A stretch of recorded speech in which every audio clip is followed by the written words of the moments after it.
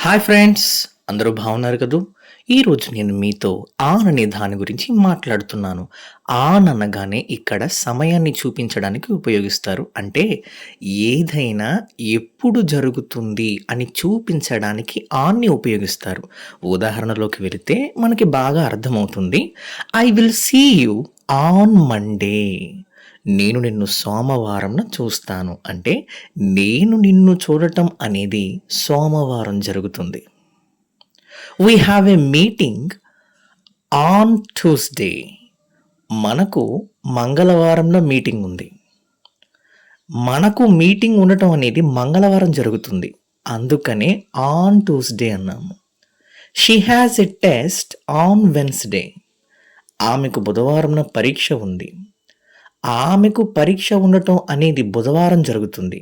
అందుకని on Wednesday అన్నాము. They are going out on Thursday. వారు గురువారం బయటకి వెళుతున్నారు. వారు బయటకు వెళ్ళటం అనేది గురువారం జరుగుతుంది. అందుకనే ఆన్ థర్స్‌డే అన్నాము. We are celebrating the party on Friday. మనం శుక్రవారంన పార్టీ చేసుకుంటున్నాము. అంటే పార్టీ చేసుకోవటం అనేది శుక్రవారంన జరుగుతుంది. అందుకని ఆన్ ఫ్రైడే అన్నాము. I am playing sports on Saturday. శనివారంన నేను క్రీడల్లో పాల్గొంటున్నాను. క్రీడల్లో పాల్గొనటం అనేది శనివారం జరుగుతుంది. అందుకని ఆన్ సాటర్డే అని అన్నాము. We will relax on Sunday. మేము ఆదివారం రిలాక్స్‌గా ఉంటాము. రిలాక్స్‌గా ఉండటం అనేది ఆదివారం జరుగుతుంది. అందుకని ఆన్ సండే అని అన్నాము. మామూలుగా డేస్ గురించి మాట్లాడితే, ప్రత్యేకించి ఆదివారం గురించే మాట్లాడితే సండే అని మాట్లాడాలి. ఆదివారంన ఏం జరుగుతుంది?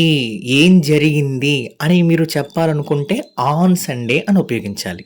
డిఫరెన్స్ మీకు బాగా అర్థమైందని అనుకుంటున్నాను. Thank you very much. Subscribe చేసుకోండి, లైక్ చేయండి, షేర్ చేయండి, కామెంట్ చేయండి. మర్చిపోకండి, ఇలాంటి ఛానల్ మీకు దొరకనే దొరకదు. Thank you very much.